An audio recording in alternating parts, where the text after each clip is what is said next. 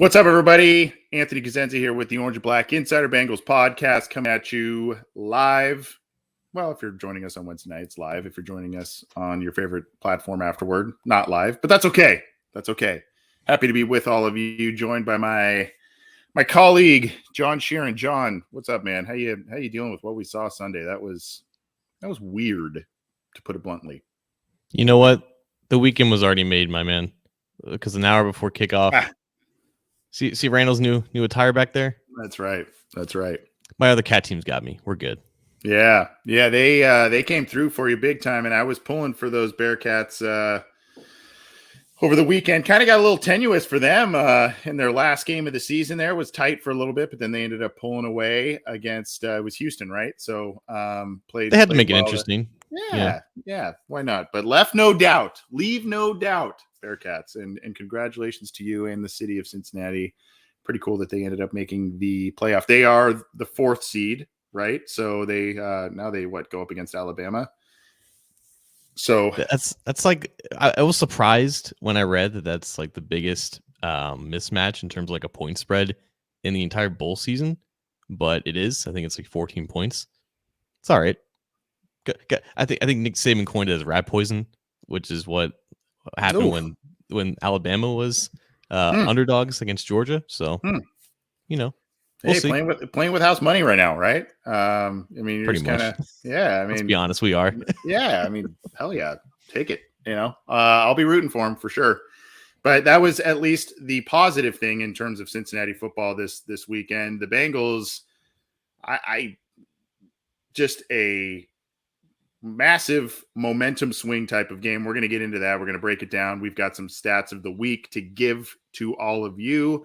We're going to play a little game. It's not necessarily, we called it lightning round. It's not necessarily lightning round, but kind of we're going to take a quick trip around some headlines as we start to segue later on into the 49ers preview. And we're going to kind of give some quick thoughts on, and some little hot takes, I guess, on some of the headlines going on the Cincinnati Bengals, et cetera. So we'll get to a lot tonight on the program. Happy to have all of you joining us live, whether that's through the Orange and Black Insider YouTube channel, Cincy Jungle's Facebook page, one of the Twitter accounts that it's linked to, Cincy Jungle, Orange and Black Insider, or my own. Happy to have you joining us live. If you can't join us live, you can always get this program on iTunes, Stitcher, Spotify, Google Podcasts, iHeartRadio, all of the major audio platforms. And below John, near that SB Nation Cincy Jungle logo down in the corner there, you can subscribe to our YouTube channel. Click the bell to be notified when we go live, when new content is available. We are, on this show alone, we are throwing out 3 to 4, if not more, episodes per week on this program. That's not even counting the other great programs on the Cincy Jungle podcast channel, which includes Zim and Aces, Orange is the New Black, and Coach Speak and Chalk Talk from Coach Matt Minnick. So we've been trying to give you all kinds of different stuff, trying to load up your week with Bengals content. Hope you've enjoyed it. Appreciate all of the support you have shown us. Well, as we mentioned, this was a game full of wild plays, big momentum swings, big passes, lots of yardage, and a boatload, I will say that word instead of a different word, a boatload of turnovers, John Sheeran. And unfortunately, Bengals came on the wrong side of that stat line. Overall impressions in this one, narratives galore coming out of the result here. But your overall impressions based on the Bengals losing to the Chargers at home? I think narratives was like the first initial reaction to when they were down, I think 16-0 at that point. I'm like, okay, Burrow threw this amazing pass to Jamar Chase. Mm-hmm. Chase tries to double catch it. It ends up being an interception. Justin Herbert throws his second touchdown of the game. You just sit there and think to yourself, this is what it's going to be. This is what the next week is. The Bengals have experienced the opposite of this. They went on the road to Baltimore, just took care of business emphatically, made a statement to the entire NFL. Jamar Chase is on the map. Joe Burrow is improved. The exact opposite is happening, but it's not just another team. It's the team. It's the quarterback that will forever be linked to Joe Burrow, and Burrow is just going to have this game where nothing's going to go right. And Herbert walks in to Paul Brown Stadium for his first career start against the Bengals, while Mike Brown, the owner who could have drafted him in the draft, is watching him just dime just dealing all across the field. And you thought to yourself, that's just what this game is going to be. In years past, that's what that game might have been. And then they came back because for all the warts that this team has, they have some type of intangible factor in them that they're not out of any game. And maybe this is just an indictment on the Chargers for failing to put that game away. But we knew that the Bengals were talented enough to compete with the Chargers. Many of us expected the Bengals to win this game, obviously. So it wasn't too shocking to see them be able to come back. But just for the way that everything was happening, not 24-0 in the middle of the second quarter. Like, that's a huge blowout pending based off of just what probably will happen or should happen in most scenarios. And then to come all the way back and be down 22-24 and keep the Chargers at 24 points for the next, I think, 2 quarters up until near the beginning of the fourth quarter, it was impressive. And I think that's honestly just a microcosm of what the season is. It's been some severe highs, some severe lows, but there's never really been a week where they've been completely out of it because of what the opponent does. Whenever they end up in situations like this, it doesn't seem like the other team is just beating them into submission. It seems like they're just kind of hurting themselves. That's what kind of happened in this game. My main kind of, I guess, gripe or takeaway from this game that really kind of left a bad taste in my mouth. Yeah, the unforced errors and all of that.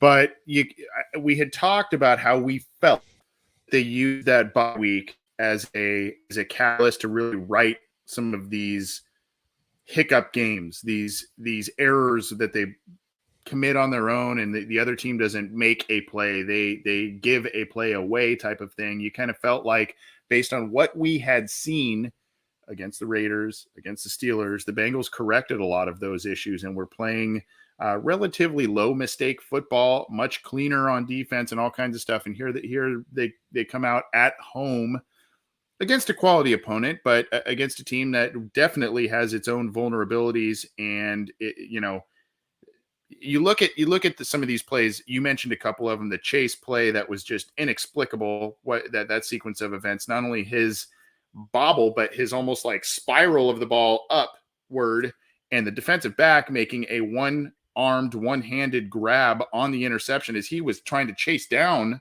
Jamar Chase because he was beaten. So that whole sequence of events, and that right there, you could argue is maybe I'm being exaggeratory by saying so, but that's a 14-point swing. I mean, that was 6 right there. Chase was right there. The Chargers subsequently used that drive to drive down and score a touchdown. Later in the game, Joe Mixon, obviously the fumble that gets returned for a touchdown.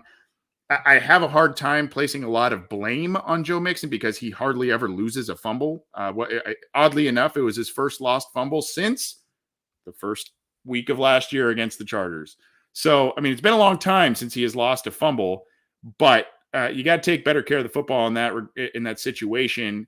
However, same thing, John. Bengals at that point had held strong. We're kind of chipping away at that lead.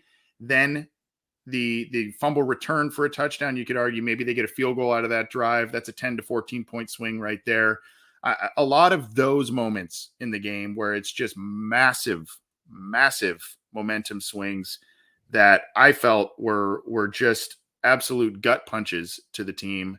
The fact that they were able to come back the first time around and make it a competitive game does say something to your point, but those are some of the big momentum swings that I saw. I'd love to get your thoughts on that, as well as, the clock management stuff, the 2-point conversion issues, and of course, what happened before halftime just looked like a disorganized mess in those two scenarios. It's interesting. Selfishly, I enjoy the fact that Zach Taylor is more or less an open book. Now, he knows what coach speak is. He utilizes it a fair amount, but he's not afraid to basically say, yeah, I screwed that up. And that's more or less what he said about not only the 2-point debacle, which should never happen in that scenario, and also just the mismanaging of the 2-minute drill towards the end of the half. You can kind of give him a little bit more leeway there because they weren't necessarily sure what they were having with their quarterback. If he was able to throw the ball down the field in that situation, just the way that things transpired in real time, you're just sitting to yourself thinking, what the hell am I witnessing right now? Which kind of just fit with the entire theme of the day. And I think a lot of people in general, they see a young team that's still finding themselves, still making these mistakes. You immediately put it on coaching. But I honestly think it's just two plays in this game that you can track back to. They lost by 19 points. It was 41-22. There was a 21-point swing that you just described. The Chase interception and the Mixon fumble. You have to think that the offense wasn't exactly hitting on all cylinders when Mixon had that carry and he fumbled it right out of his hands. But you have to think they're in scoring range. They had their best chance to get a touchdown for the first time in a little bit during that game. Once that fumble hits, I think it was a top 5 play in terms of like win probability swing in the entire league, and it definitely felt like that. It was deflating. And the Chase interception, man, like there was the strip sack on Burrow earlier in the game. Chase was wide open, streaking down the left side. That's where Burrow was going to go with the ball. And then there was that play. Like there's now been 3 instances where Chase had a touchdown. The third one being against the Steelers when Joe Burrow had him wide open in the end zone and he took a sack. It's like, yeah, Chase, the production is not there, but it's not like he's being completely shut out. It's just that he, like a lot of other players right now, can't get out of their own way. And that honestly seems to be this team's biggest problem, where they have the talent to do all these things, to compete with all these teams. But you have to wonder, how serious can you take this team, even if they are capable of winning enough games to get into the playoffs? How capable are they to actually do anything when they keep making these mistakes? It's not like these things can be corrected immediately. It's just a lot of growing pains, unfortunately. That's what comes with the team being young and some of their best players being young. I mean, unfortunately, the error by Mixon's still young age-wise, but I mean, he's been in the league a handful of years. Fumbles happen. It just came at a moment where it was just completely deflating. But some of these wacky plays like the Chase touchdown and Burrow still growing as an NFL quarterback, late interception in the end zone, trying to make something happen, things like that. They're gonna happen with a young team. Higgins had his kind of hiccups a little bit early in this season already, which was, we kind of deemed him as the next big receiver in the NFL based on what we saw in preseason and what we heard about in training camp, et cetera. And, he had some growing pains a little bit himself early this year in terms of not getting the contested catches, had a couple of injury issues, did get in the end zone a couple of times and whatnot. But now all of a sudden, T. Higgins he had a career day against the Chargers, had a really nice day against the Steelers. He's looking pretty good here and looking like he's turning another corner, which is good. I mean, sooner or later, these plays are going to be made by Jamar Chase. We saw them get made early in the year. They're going to get made now here. You just can't press. You can't force things, which has been a little bit of an issue with the Bengals, Joe Burrow, Jamar Chase. But yeah, I mean, unfortunately, these are the things that a younger team has to go through. And it sucks because I feel like we say that so often this year, and they're on the cusp of being really good. And so it sucks to keep kind of saying that, but these are the types of things that they have to go through and learn from inevitably to get where they want to be. The other thing with it too, John, is it felt like, the Bengals undoubtedly, even without 2 of their starting offensive linemen, they wanted to establish the run in this game based on the Chargers defense being ranked dead last. You fall into that deep hole, especially with that interception, tide-turning interception there at the beginning. Your game plan gets tweaked a little bit, I would think, based on all of that. So, they got behind the 8 ball, and all of a sudden, their game plan probably shifted into something a little bit unexpected. And I think that might be a little bit on us too, because when talking about this matchup, yeah, the Chargers, from like a season-long standpoint, they were, I think, last against defending the run or something like that. And over the last few weeks, though, they haven't been that bad at stopping the run. Just going back to like week 8, I think they just like looking at this in terms of like success rate. Yeah, I mean, like, yeah, they were top 10 like EPA and like stopping the run. Like they've not been terrible in that regard, and like in recent weeks, which is probably something that should have been weighted a little bit more. It was weird also too, because they played that game entirely without Joey Bosa, and it was Christian Covington with a revenge game of his own, kind of holding it down in the middle. It was Chris Rumpf, it was Nwusu, the guy from USC, just beating Jonah Williams. I almost called him Jonah Hill. He kind of played like Jonah Hill, beating Jonah Williams, I think, for 5 pressures. Quentin Spain did not play well. It was crazy. The two backup offensive linemen in this game, Trey Hill and Isaiah Prince, they were arguably the most consistently clean offensive linemen that played in this game, which is just typical 2021 Bengals fashion, which is kind of what I wanted to go here with this on this tangent, because we've kind of talked about it a little bit with how much this team is in a flux, and it's so clear and obvious at this point. You can call them good, you can call them inconsistent. They're talented, but they can't seem to get out of their own way. And what's special about that is that it's not unique to just them. It's a plague, it's a disease, it's a virus, if you will, that's kind of plaguing the entire conference right now. With them being in this flux and basically every other contender, specifically the Ravens, the Bills, you still have questions with the Colts and the Titans. Is it frustrating that the Bengals are in that group, knowing that they have the potential to be so much more? Or does that give you a sense of relief that it's not just this team that has these questions, even though the alternative is, oh, they can kind of run away with this thing like the Patriots are trying to do? There's no doubt that it's frustrating, but in a weird way, and I don't think you really asked this as an option, but I'm strangely optimistic about it, because it seems like the Bengals, when they play well and if they turn the ball over, and by the way, we've got a stat of the week to talk about that'll relate to this a little bit, but when they play well, when they play low turnover football, they can beat anybody. And oftentimes they can beat some of the best teams by a lot of points. They've proven that this year. So in a weird way, it gives me some sense of confidence.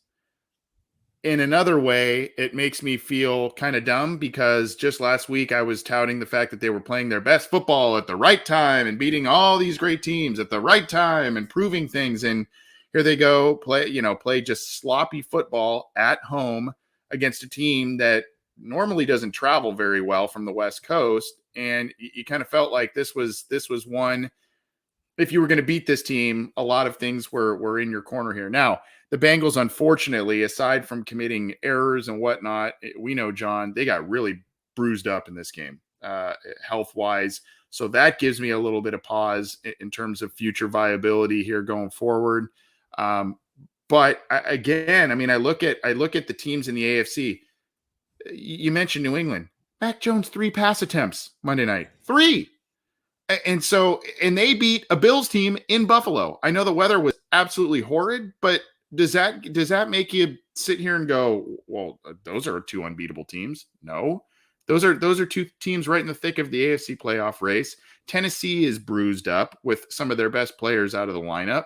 And then, you've got teams up there, Baltimore, they're up and down, and the Bengals beat them in Baltimore by multiple touchdowns. So in a weird way, I know it's easy to be down this week with the injuries and this ugly loss, etc. I wasn't overly blown away by the Chargers necessarily. I mean, they're a good team, obviously, but I didn't come away with that going, wow, the Bengals just can't beat that team. I'm strangely optimistic in a weird way. And I think that is how a lot of fans should look at this. If you don't mind, I want to lay down some philosophy, because I feel like identifying this. You're the brain Sheeran, as Crypt Keeper calls you in the YouTube. So you gotta use that philosophy, man. For people who trying to identify this team, to label them, I think you can fairly label them, identify them as a playoff team. I think that is a fair statement. Have they clinched a playoff spot? No. Is it possible that they don't? Absolutely. But I think you just have to look at it like the playoffs are right now. They basically started last week, essentially, against another team that's in the playoff picture right now. That's probably going to be at least a wild card team. They failed their first test, right? Mm-hmm. They have 5 more of these tests. In all likelihood, they need to pass at least 3 of them. And it's entirely possible that they look dominant against at least 3 more of these teams that they have remaining, because we've seen it before. And it's as equally possible that they looked absolutely terrible against 2 of them, right? And if all they have to do is pass 3, then they're in. These are the playoffs right now. It's just a matter of they need to win 3 to get to the single elimination portion of the playoffs. I think that's really how you have to look at it at this point, because of course, when this entire chaos is happening in the AFC, who is the one team that looks like the most calm under pressure? Of course, it's Belichick. Yeah. I mean, it's a good point.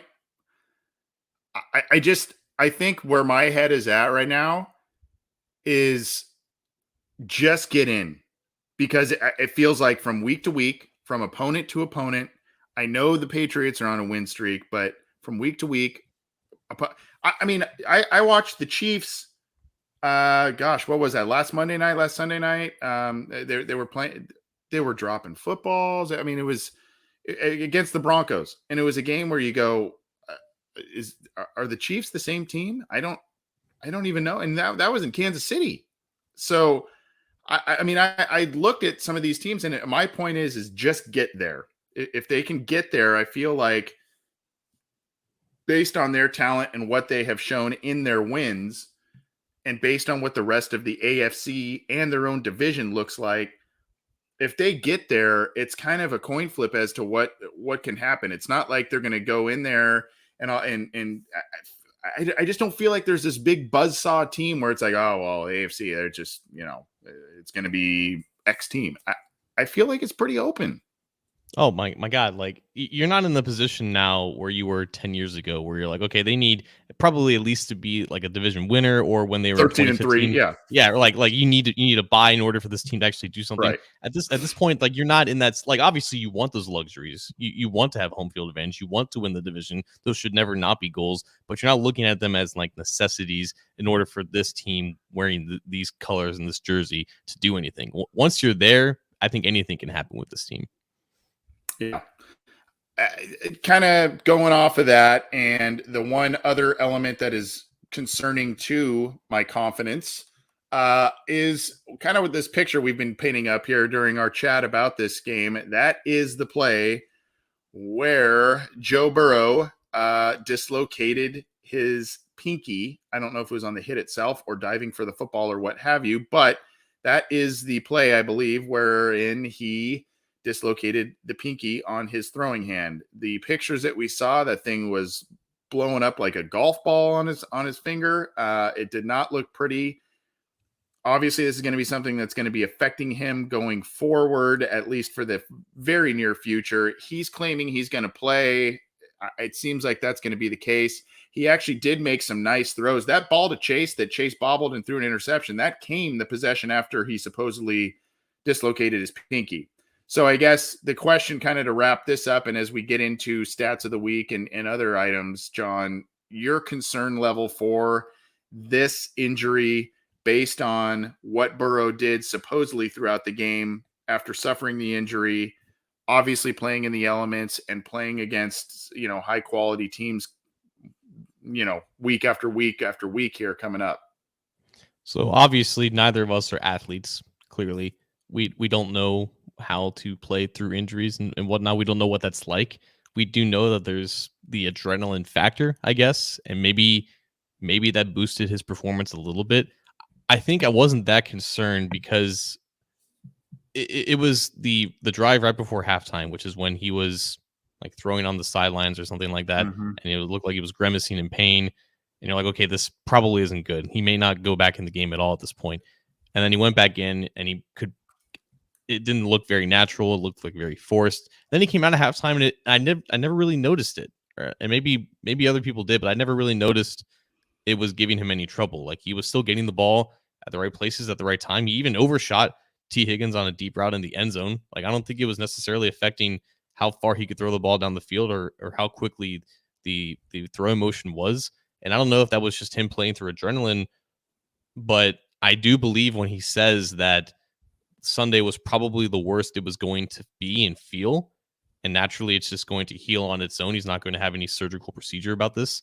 So I'm optimistic from that sense, but obviously until we see him throw again, we're not really going to know for sure. But of course, it's another variable in all this. Like, okay, yeah, they can bounce back from this, but of course they have to deal with this now.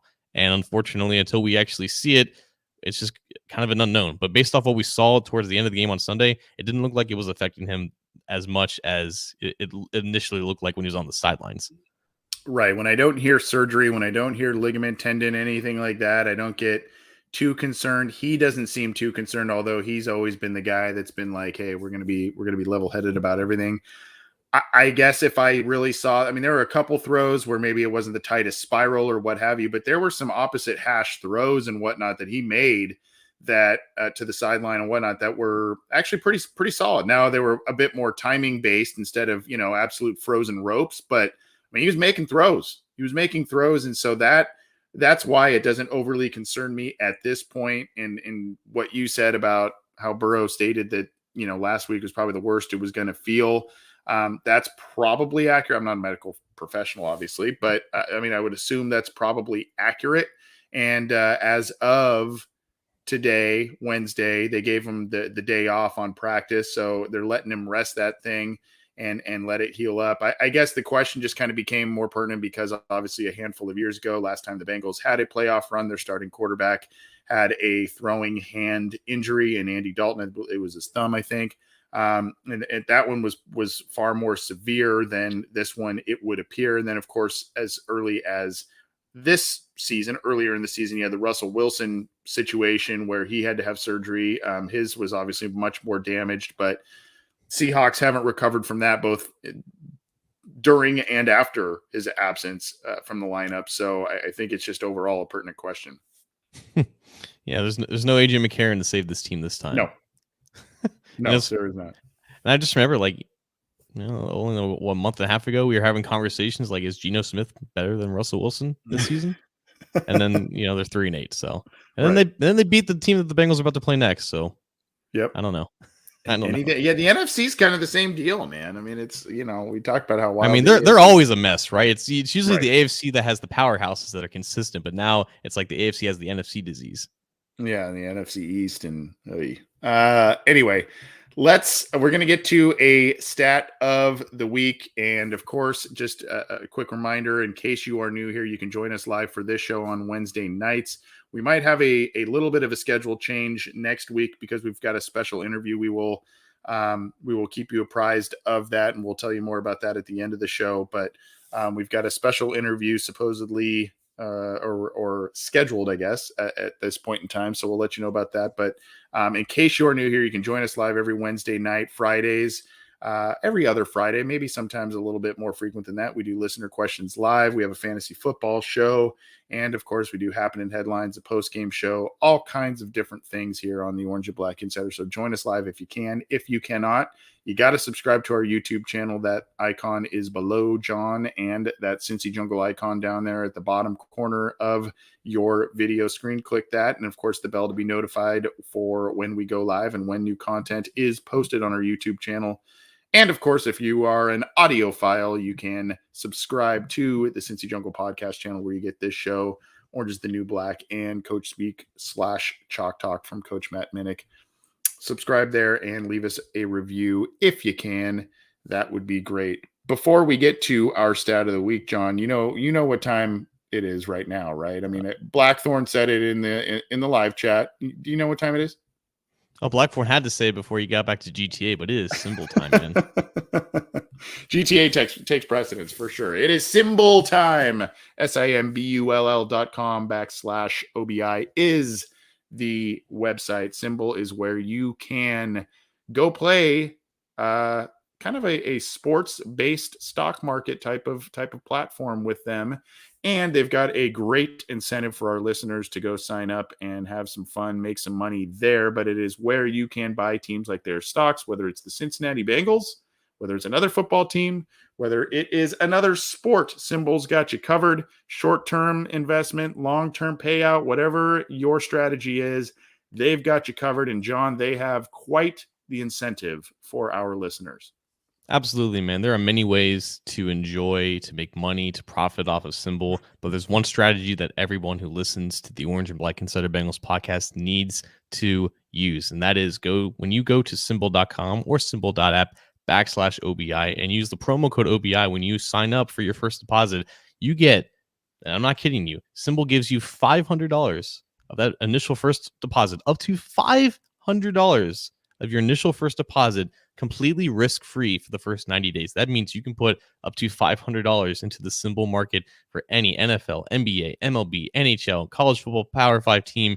You can invest. You can do everything you want with them. You can try to buy low. You can try to sell high. You can try to invest in long-term gains for some of these teams that are on the rise.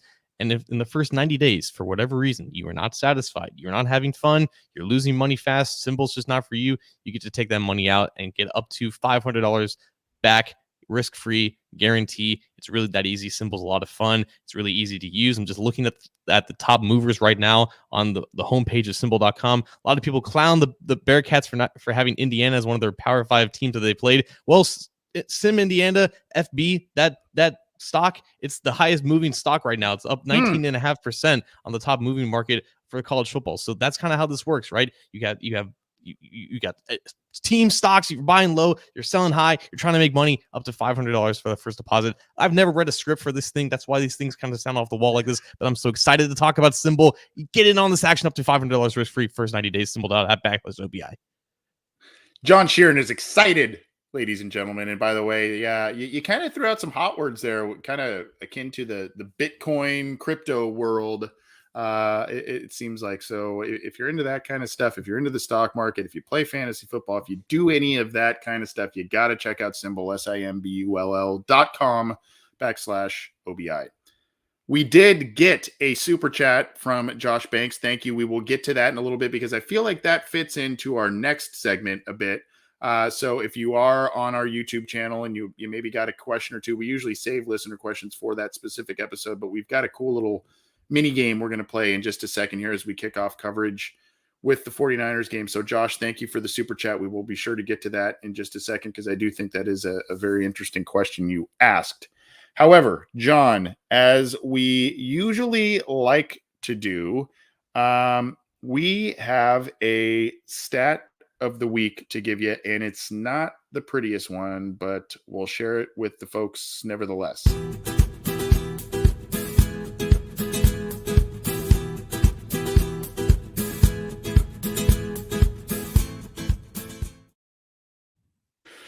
Well, much has been made with Joe Burrow, and obviously he has been the major reason why the Cincinnati Bengals have been quite successful this year. He has been among the top AFC passers in rating and yardage, and really got off to a really fast start. But as the games have wore on, John, Joe Burrow has been a little bit of a turnover machine. And it's been a little concerning. And I think people just kind of say, yeah, especially when they're winning more games than losing and they've had the big wins. And he's, some of these games he's had turnovers in, he's, had, 3 touchdowns and 1 interception, 2 touchdowns, 1 interception, or a touchdown. And maybe it's a fumble and not in the interception column, that sort of thing. But it's starting to become a bit of a concern. He has, as most people know, he has 14 interceptions this year, and we'll talk about that in a second. But here is where my concern stems, John. Bengals have played 12 games. Of those 12 games, Joe Burrow has had 0 turnovers only twice. And those 2 turnoverless games were against Minnesota in week 1 and Jacksonville in week 2. And if I am wrong for some reason and someone wants to check my work, go for it. But that is what I found.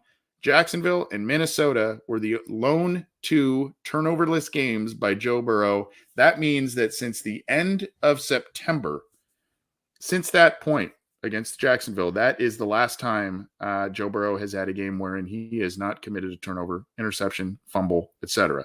Now, a couple of weeks ago when we were talking the Bengals coming out of the bye, one of the things I said that Burrow was doing was not committing those big time sack fumble type of plays, and I credited the offensive line, credited Joe Burrow with maybe a little bit more pocket awareness in that regard, securing the ball. Now that's been a little bit of an issue coming out of the bye, even though the Bengals are 2-1. He's got 2 of those so far, 1 against the Raiders and 1 last week. The one that obviously injured his pinky. So again, just 2 turnoverless games this year in 12 tries so far. Minnesota and Jacksonville. So that means at the end of September, that is the last time Joe Burrow has had a game wherein he did not commit a turnover. Also, of the 14 interceptions, by my count, 3 of them have come in the opponent's red zone. So the Bengals have been driving to score, and Burrow has thrown an interception either just in front of or in the end zone, which obviously is killer. Now, I'm not saying this to skewer Joe Burrow and say, he's not a good player, he's not a good Yeah, passer, or you anything like hater. that. I know, big hater, big number 9 hater. I'm saying this because, we talked about how, he's shown growth in a lot of different ways, but also there's a little bit of this side that shows regression, continued development, all of that. What do you make of these stats? And do you see these stats ballooning up in the negative way because of that finger injury we just talked about? I think interceptions, the longer like football is a thing, I think they become less and less telling or indicative of actual quarterback play, primarily because it's not like the old school thinking is like, it's what Bill Belichick has always said, like take care of the ball, run the ball, stop the run, right? That's the keys. I mean, that's how they won in Buffalo. But that's like the old school ways to win. And taking care of the ball is important, but you can be reckless with the ball so long as you always continuously and consistently counter out some of those mistakes with providing explosive plays, and to make sure that for every like turnover that you have a score to counter out that, so it doesn't end up coming back to bite you. And I think for the most part, Joe Burrow and the Bengals offense have been able to do that. In the specific instances where they haven't, you have the Bears game where he forced a few. You have the Browns game, 2 inexcusable interceptions on his part. And honestly, in this game, unfortunately, you had the crazy interception to Chase, and you had him trying to press towards the end of the game and throwing probably his worst pass of the game against the Chargers, and that has all led to losses, right? Because you didn't have the plays to counter out those interceptions. And also, I think this is where sites like Pro Football Focus come into play. They provide context for actual good throws and actual bad throws. And it's interesting. You look at Joe Burrow's TD to interception ratio, 23 touchdowns to 14 interceptions. He has the same exact big time throw to turnover worthy throw ratio, 23 to 14. So it's not like the 14 interceptions have been bad luck. Not all of them have been his fault, obviously. Right. But even on throws that haven't been interceptions, he still put the ball into harm's way. It's just that for the most part, for, I don't know what you want to say, like 10 or 11 out of 13 of these games, he's done more good than bad, which is why it hasn't really hurt them. It's just that when he doesn't have those plays, or he doesn't have those days where he's consistently generating explosive plays down the field, that's when it comes back to bite him. But you look at the other interception leaders around the league, Justin Herbert's one, Lamar Jackson's one, Patrick Mahomes is one. Like all 3 of those guys, you can count on them to provide you surplus value despite the interceptions. And if he's in that company, you can live with it. But it's a dangerous game to the conservative minds of this game. You have to have those positives to counteract the negatives. I can think, and I didn't do the research on this one because there's probably more, but off the top of my head, I can also think of 3 specific plays to Jamar Chase that have hugely impacted not only games, but hugely impacted his stat line. You go back to the Jets game, Jamar Chase drops a touchdown in the end zone, opening drive, Bengals get no points, the whole deal there, right? You go to the Detroit Lions game before that, Chase, ball off his hands, gets tipped and intercepted, right? And then, of course, this week, the bobble that would have been an easy walk-in touchdown, it would seem, based on what I saw on tape. And then, of course, it goes the other way, and that completely flips Joe Burrow's stat line there. So, I mean, they're not all on him, but there are times where he has forced poor throws. He has sometimes it's also on the offensive line. He gets hit and force or doesn't have the most time and misses throws. I mean, there are a multitude of factors, and it's not just Joe Burrow, but it is something worth pointing at, especially with quality team after quality team remaining on the schedule.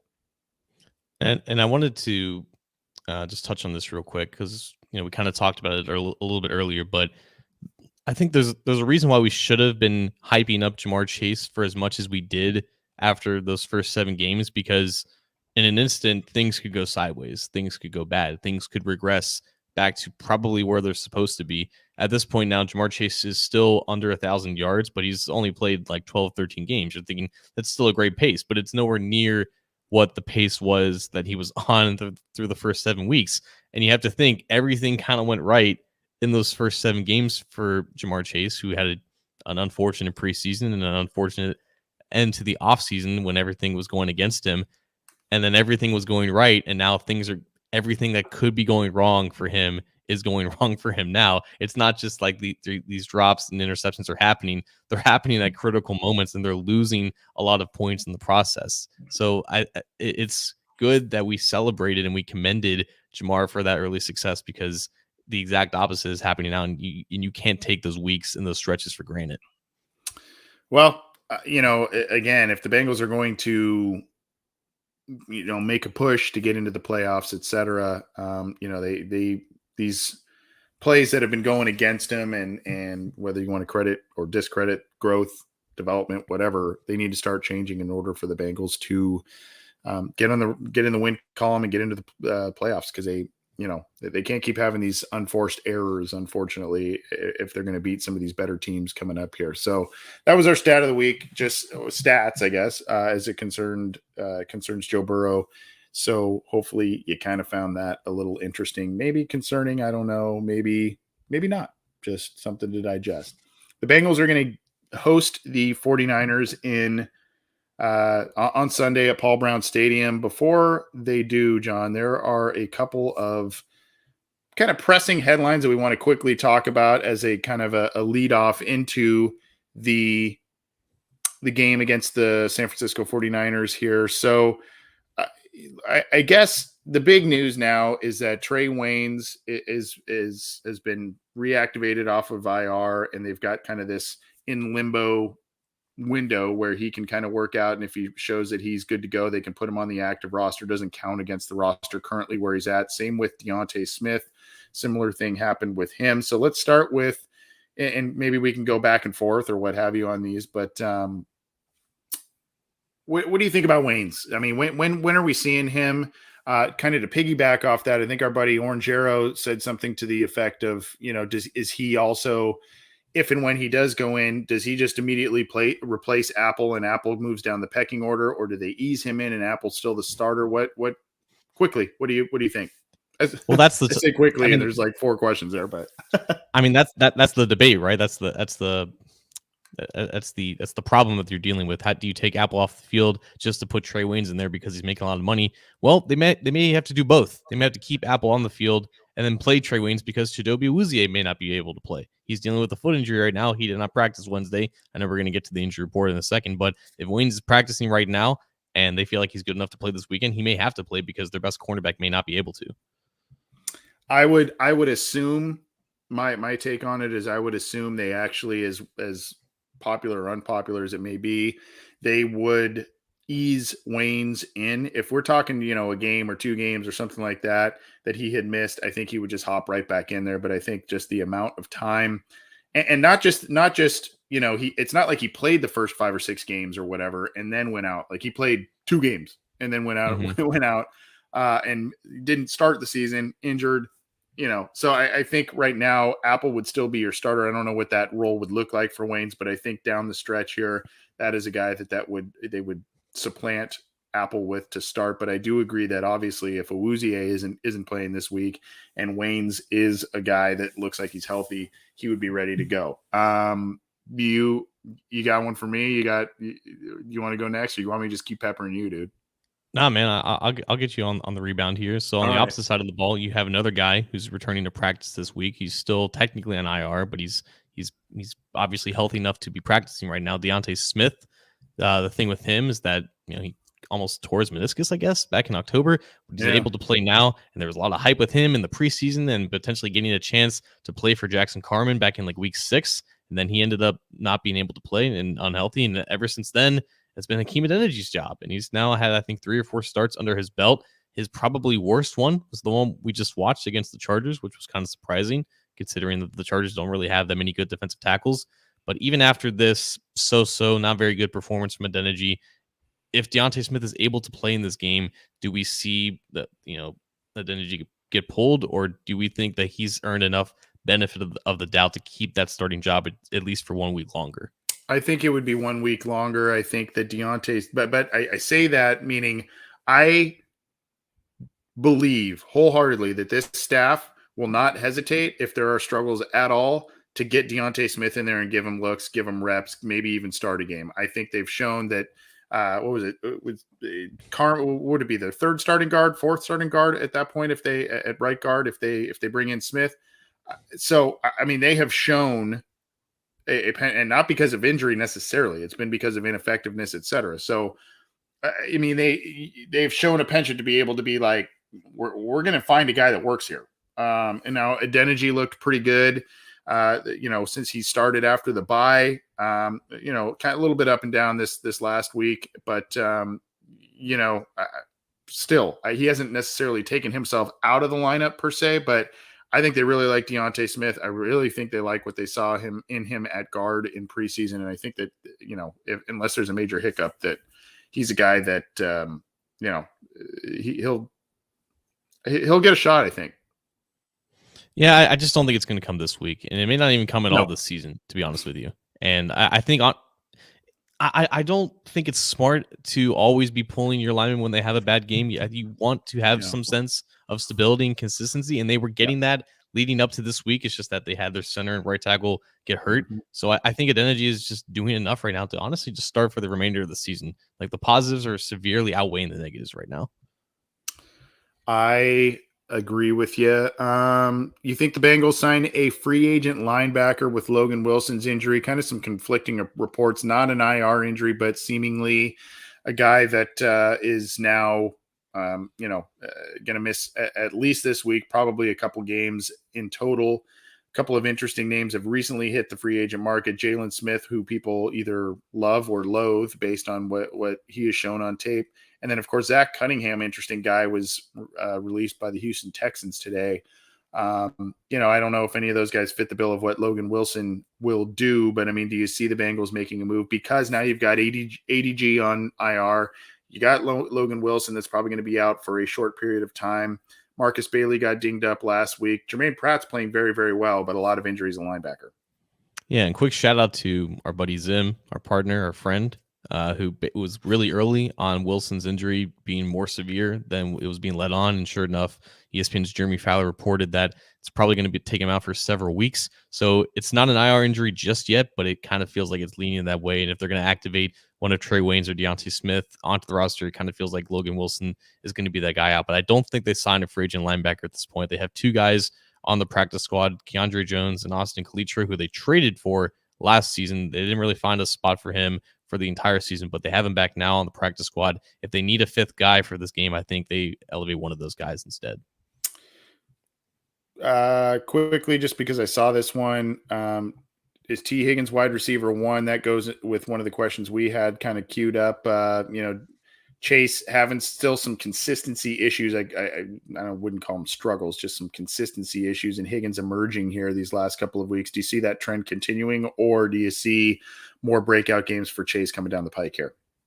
Well, I want your answer on this one too, because I don't think it's very simple. Like, is he wide receiver one in fantasy lineups, or is he wide receiver one in the defense's mind? I think he's the same in the Bengals' eyes as he was in the beginning of the season. I don't think they really have a true wide receiver one. Obviously, Burrow has this innate trust with Chase, and he's more talented in terms of just tracking deep balls and has that next gear of speed that Higgins doesn't necessarily have. Like, that hasn't changed. It's just that when defenses are now keying in on Chase a little bit more and using more cloud coverage, in his words, when asked about the slump that he's in, that's given T. Higgins a lot of opportunities. Now he's like fifth in yards per route run, and since like week 8, which is ever since defenses have started to be more attentive towards Chase. I think his role is the same. It's just that he's getting more opportunities to be productive, and the pendulum could swing at any moment. There could be a game even where both these guys get over 100 yards. It just has to hit.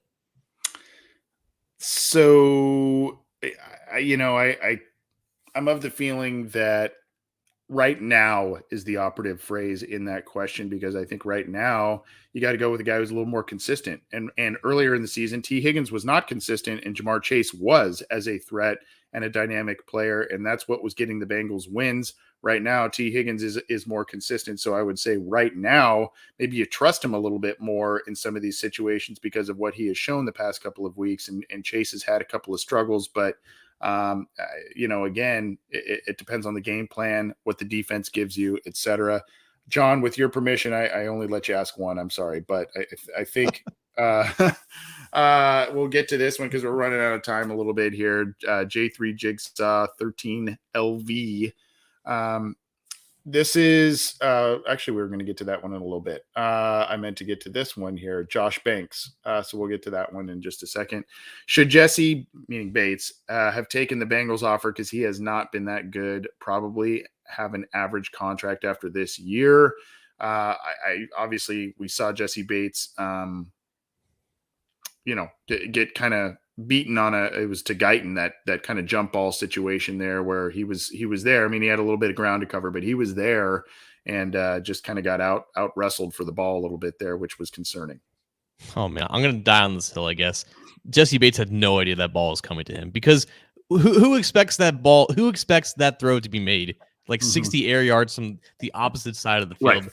Like there are a handful of plays where it was clearly on Jesse, but I don't really blame him for that one at all. And I don't think that he's going to see less money on the open market compared to if he was having a great season. At the end of the day, he's 24 years old. His upside is still immense. We've seen great play out of him, even this year where it hasn't been as consistent as last year. I think fans really overrate recent performance as to like, okay, there's a difference between him not playing that well or him still being or him just all of a sudden not being as talented as he was when he got that initial contract offer. I think he was smart to not take that offer because he knows obviously more about the offer than we do because we have no idea what was offered. But if he feels like they were lowballing him compared to what other safeties were making, and if he could have the opportunity to hit the open market, he's going to get whatever teams offer him. Like the market hasn't really changed for a guy in his position. Even if he's not playing that consistently, I think he's still going to get everything that he wants if he is allowed to hit the open market, which I don't think is going to happen. Yeah, and we also know in free agency frenzy, guys get even average guys get overpaid. Never underestimated. Underestimated. Yeah, they get paid a bunch of money, and you go, that guy got that. So I mean, he may have lost a little bit of leverage in contract negotiations based on his play so far this year, but I think he would still get paid pretty heavily had he not.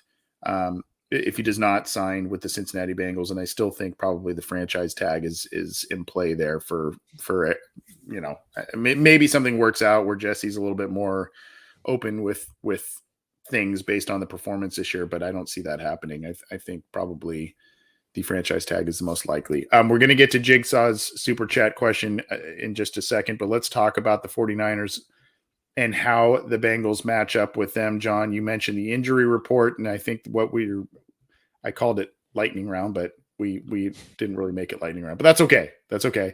On Cincy Jungle here, we have the injury report. You posted this actually on Wednesday. A lot of did not practices and a couple more names and or injuries that were a little surprising and concerning. Yeah, so most of these were from the previous game. Chidobe Awuzie hurt his foot on that interception return that ultimately did not count. Obviously, Burrow's finger, and I guess they listed him with his knee, I guess just in terms of rest. Chris Evans is still working back with an ankle injury. He missed last game. He, I guess, injured it against the Steelers. T. Higgins played through his ankle injury when he was horse collar tackled. And he still, I think, had like 5 targets after that happened, and he caught one of them, but they gave him rest to not over aggravate it. DJ Reader got a rest day. Logan Wilson, he's not going to play for a while with his shoulder.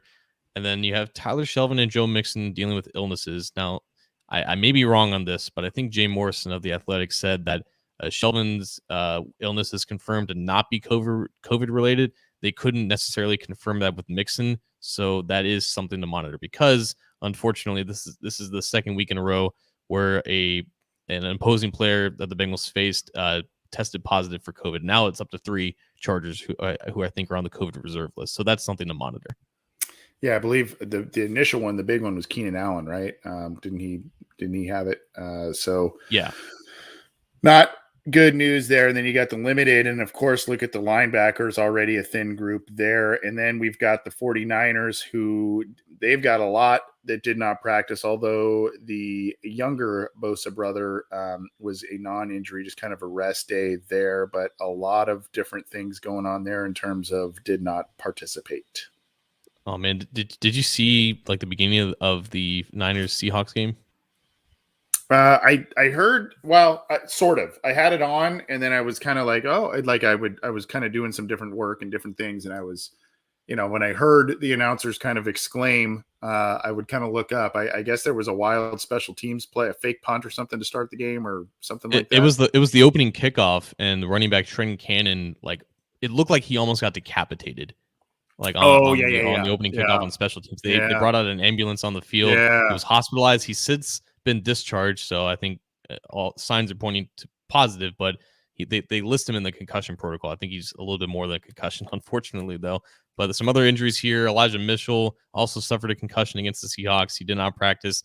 Deebo Samuel has been dealing with a groin injury. He missed, I think, like the last maybe 2 weeks, or maybe he injured it last week, but he did not practice too. Emmanuel Mosley, a cornerback, he's out for several weeks per a report. Maurice Hurst, a lot of people's favorite defensive tackle from 2018 draft class, he did not practice with the calf, and another linebacker, Dre Greenlaw, did not practice with the groin.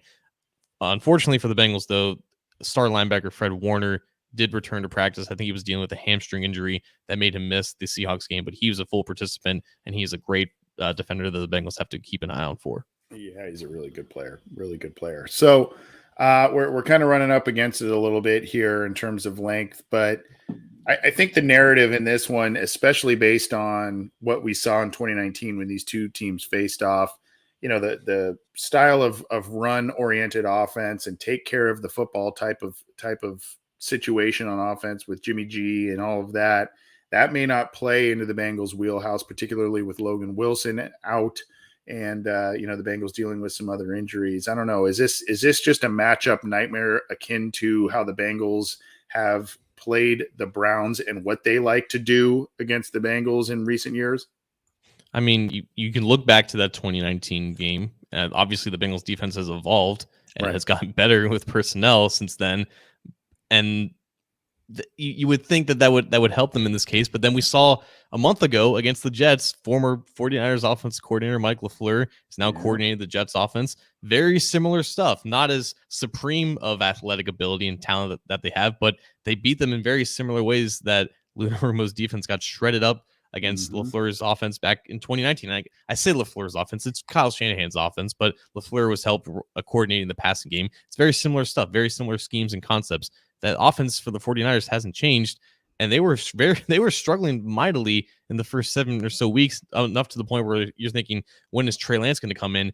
Since week 8, there is only one quarterback who's first in EPA per play and PFF grade, and it's Jimmy freaking Garoppolo. Now, he's not playing out of his mind, not making these crazy throws down the field, but he's playing like the standard prototypical point guard quarterback that Kyle Shanahan wanted. It's the reason why he was apparently so infatuated with Mac Jones, because he felt like he had the integral abilities to command this offense. And that's exactly what Jimmy G is doing right now, because they just have really good athletes. Even without Deebo Samuel on the field, they've gotten production out of Brandon Ayuk now, who's a great explosive athlete. They just shred you horizontally. And we haven't even mentioned George Kittle.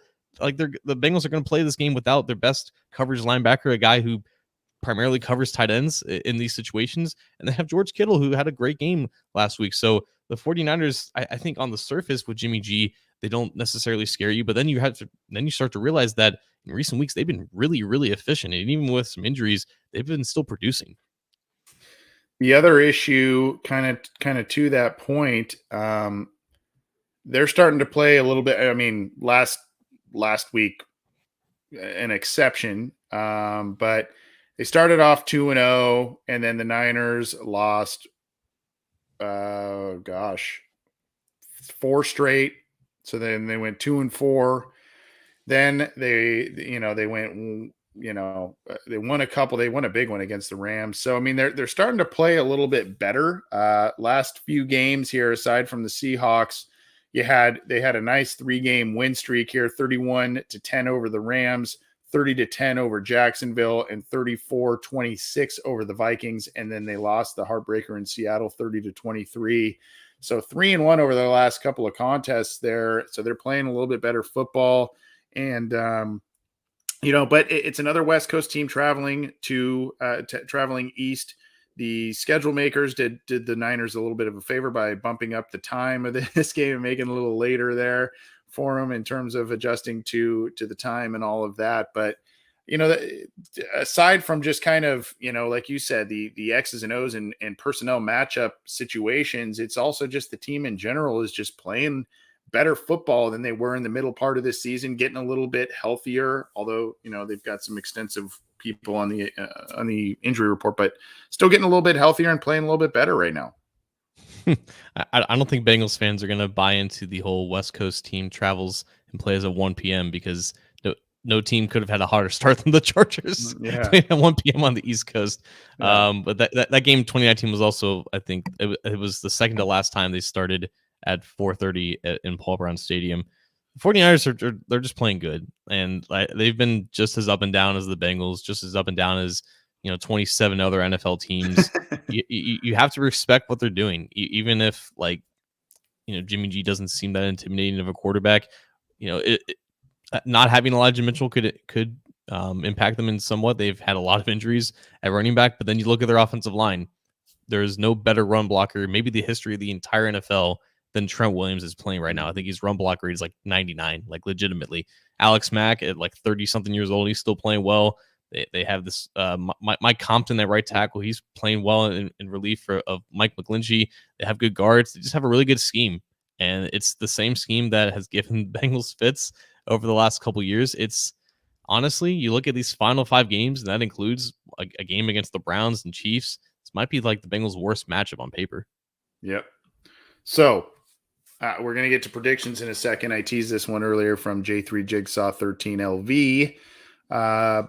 For an AFC and NFC matchup, very important game.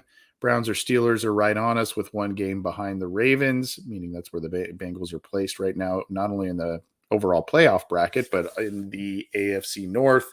Bengals, of course, have games against the Ravens. That one's at home, and then they end the season in Cleveland.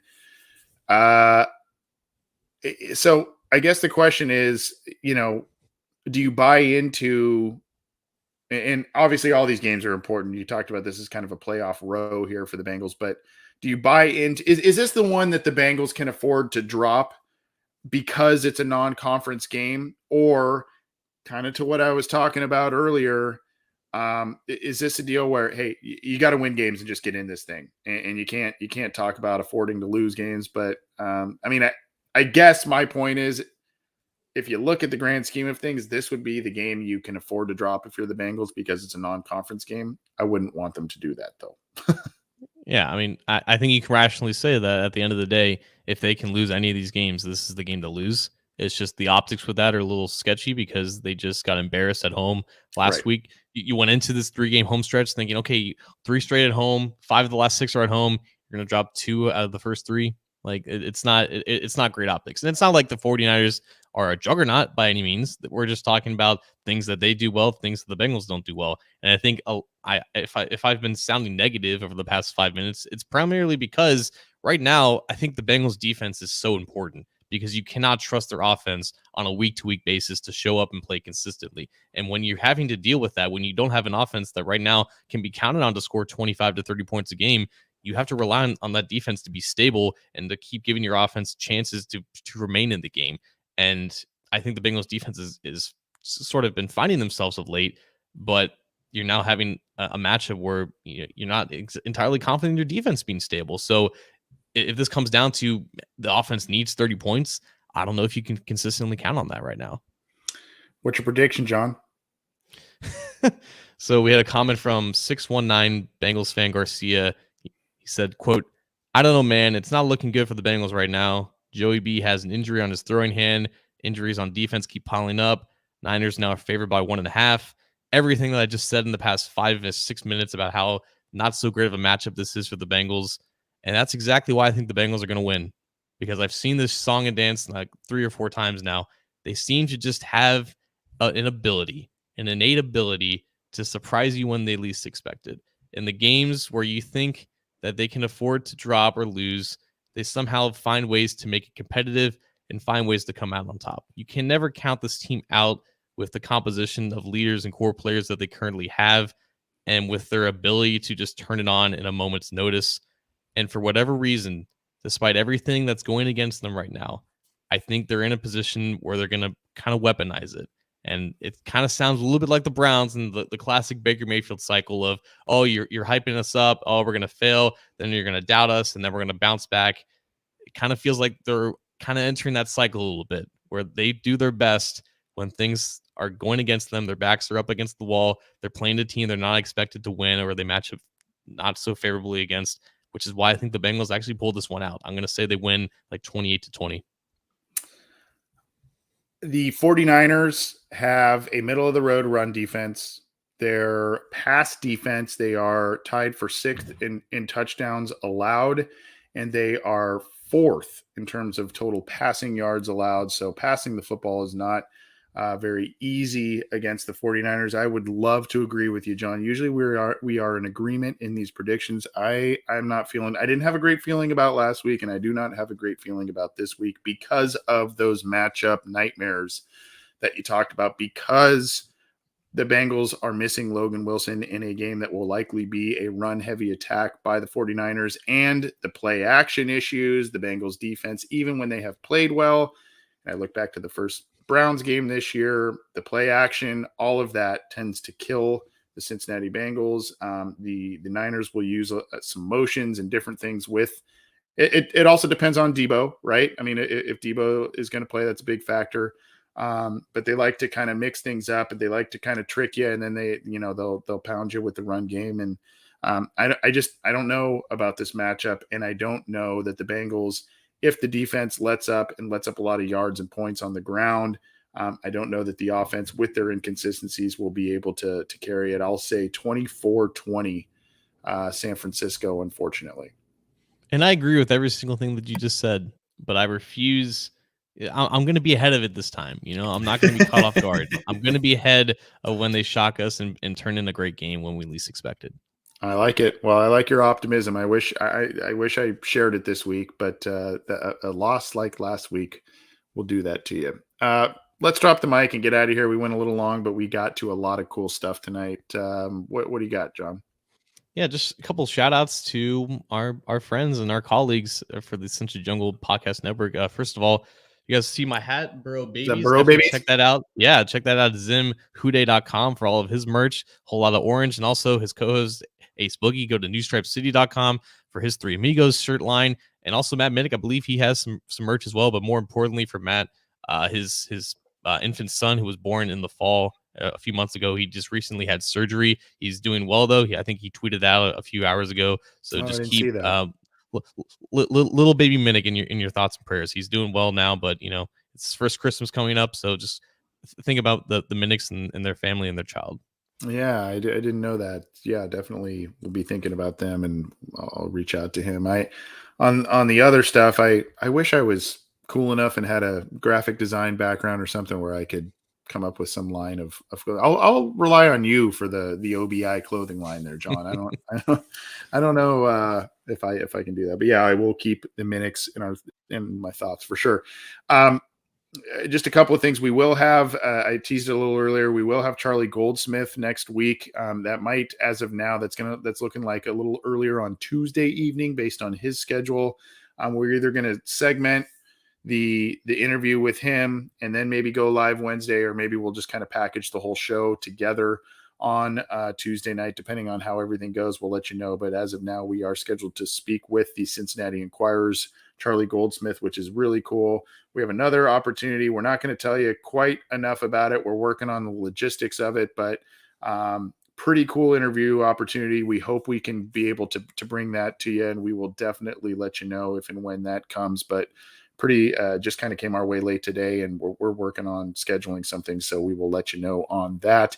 And John, one other thing before we get out of here, I'm going to play a quick clip. I put this on our Twitter account. This is I just want to congratulate Sam Hubbard on being the Bengals nominee for Walter Payton Man of the Year. That is a very important nomination for a lot of different reasons. It obviously exemplifies character and community work and all kinds of different things. Sam Hubbard has had an outstanding year in a lot of regards. He got a big contract extension, which was deserved. He's had arguably his best pro season with the Cincinnati Bengals this year as a response to that. He's done a lot of community work, and he's been incredibly generous to our show. I think we've spoken with him 3 times, John. A really cool guy, really down to earth, and loves Ohio, loves the greater Cincinnati area. I'm going to play just a quick clip from one of our past interviews with him, just kind of talking about one of the many charitable endeavors and things that he has done that has allowed him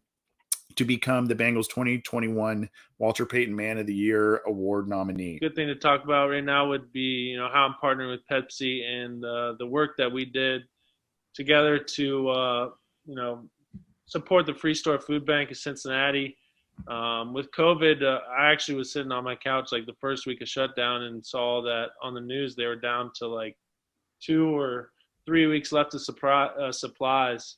And, I was kind of going crazy thinking of something I could do because we're just all stuck in our house. And, that campaign I was able to launch on GoFundMe. Was so excited to see all the people in the city and teammates that jumped on board with me, as well as Pepsi, who's gave a donation and also given another donation to them later this year. Just stuff like that. I'm trying to do good with the platform I've been given as a pro football player, but also as a hometown kid playing for his hometown team. So cool stuff, John. A great guy, down to earth, like I mentioned. And I saw a tweet from Ken Anderson's, congratulating Sam, saying that was always kind of the ultimate award for him, and Ken won it in his career as well. So I don't know, cool stuff. And I know, obviously, based on where you've been born, raised, where you currently reside, the whole local kid playing for the local team, that resonates pretty highly with you too.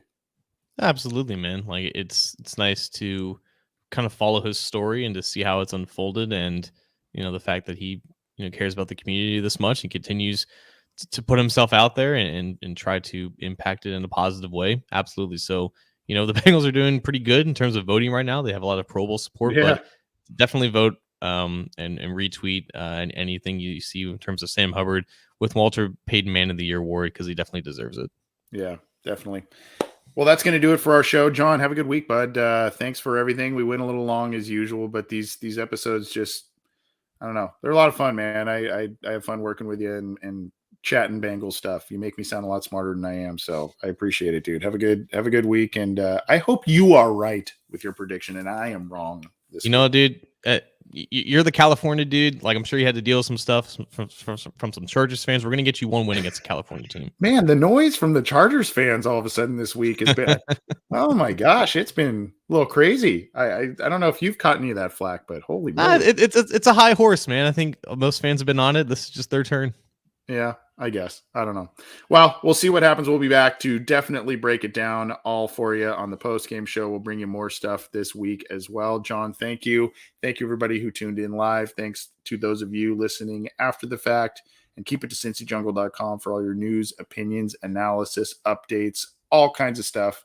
We got you covered there. Check out the podcast channel on your favorite audio streamer. Subscribe to our Orange and Black Insider YouTube channel. And we'll be back with more stuff for you. Take it easy.